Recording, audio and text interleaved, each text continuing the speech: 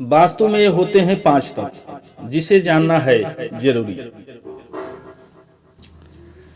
वास्तु नियमों के अनुसार इस सृष्टि की रचना 5 तत्वों से मिलकर हुई है।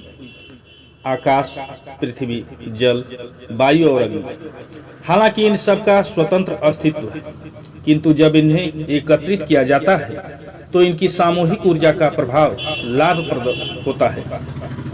किसी भी निवास स्थल पर 5 तत्वों की संतुलित उपस्थिति अनिवार्य है।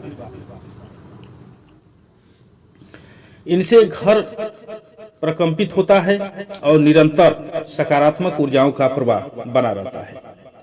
मानव शरीर भी 5 तत्वों से मिलकर बना है। अतः इन्हीं तत्वों से प्राणी सुनने, स्पर्श करने, देखने, सूंघने व स्वाद से परिचित होता है। यदि भवन का प्रारूप इन 5 महाभूतों का संतुलन रखते हुए बनाया जाए तो उसमें निवास करने वालों की शरीर की आंतरिक ऊर्जाएं उनसे सामंजस्य स्थापित करके सामान्य बनी रहेगी और वे स्वस्थ व संपन्न रहेंगे। आकाश तत्व से मिलती है सुनने की शक्ति। आकाश तत्व के अधिपति ग्रह गुरु व देवता ब्रह्मा है। यह तत्व व्यक्ति को सुनने की शक्ति प्रदान करता है। घर में हल्का, सौम्य और मधुर स्वर तथा शांत माहौल होना चाहिए। लड़ाई झगड़ा, कोलाहल व शोरगुल से जीवंत ऊर्जाएं बाधित होती हैं। भवन का उत्तर पूर्व कोण और ब्रह्म स्थान आकाश तत्व से प्रभावित होता है।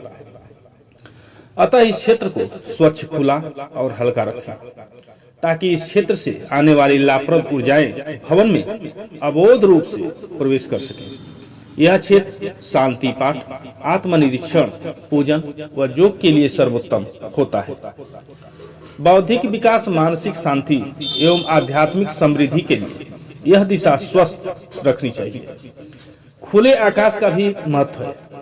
इसमें नैसर्गिक ऊर्जाओं का प्रवाह निर्बोध रूप से मिलता है व सूर्य की किरणें एवं हवा का लाभ भी प्राप्त होता है। सूंघने की क्षमता प्रदान करती है पृथ्वी। पृथ्वी ऐसा आधार है जिस पर अन्य 3 तत्व जल, अग्नि व वायु सक्रिय होते हैं। पृथ्वी से मानव को सूंघने की क्षमता मिलती है। भवन निर्माण के लिए भूमि की आकार एवं प्रकार को ध्यान में रखकर ही भूखंड का चयन करना चाहिए।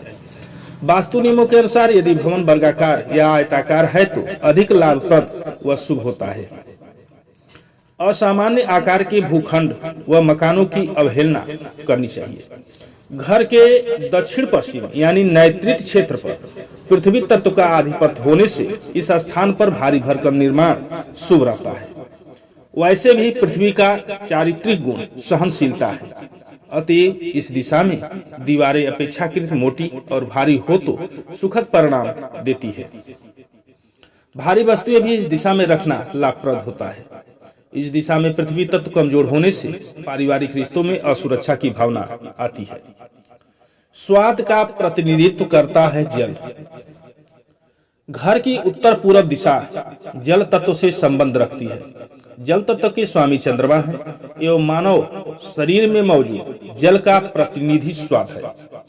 हैंडपंप, भूमिगत पानी की टंकी, दर्पण अथवा पारदर्शी कांच जल तत्व का प्रतिनिधित्व करते हैं।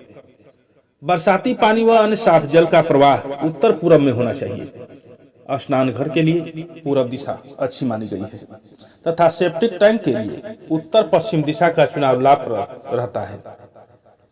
जल का प्रतीक चक्र माना गया है। अतः वास्तुशास्त्र गोलाकार भूखंड खरीदने अथवा गोलाकार इमारतों का निर्माण करने की अनुमति नहीं देता।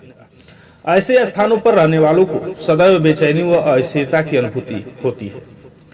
जल तत्व कमजोर होने से परिवार में कलह की आशंका बनी रहती है। स्पर्श का ज्ञान कराती है अग्नि। सूर्य तथा मंगल अग्नि प्रधान ग्रह होने से अग्नि तत्व के स्वामी माने गए हैं। मानव शरीर में वायु और अग्नि दोनों ही तत्व स्पर्श का प्रतिनिधित्व करते हैं। इमारत के दक्षिण पूर्व कोण यानी आग्नेय में अग्नि तत्व का आधिपत्य होता है। इसलिए भवन में अग्नि से संबंधित समस्त कार्य, रसोई घर, बिजली का मीटर आदि को आग्नेय कोण में ही स्थापित करना चाहिए। अग्नि का प्रतीक त्रिकोण है, अतः त्रिकोणीय प्लाट पर भवन का निर्माण नहीं करवाना चाहिए। अन्यथा अग्नि दुर्घटनाओं से जान माल की हानि की संभावना रहती है। भवन में अग्नि तत्व के संतुलित होने से आर्थिक सुरक्षा की भावना बनी रहती है।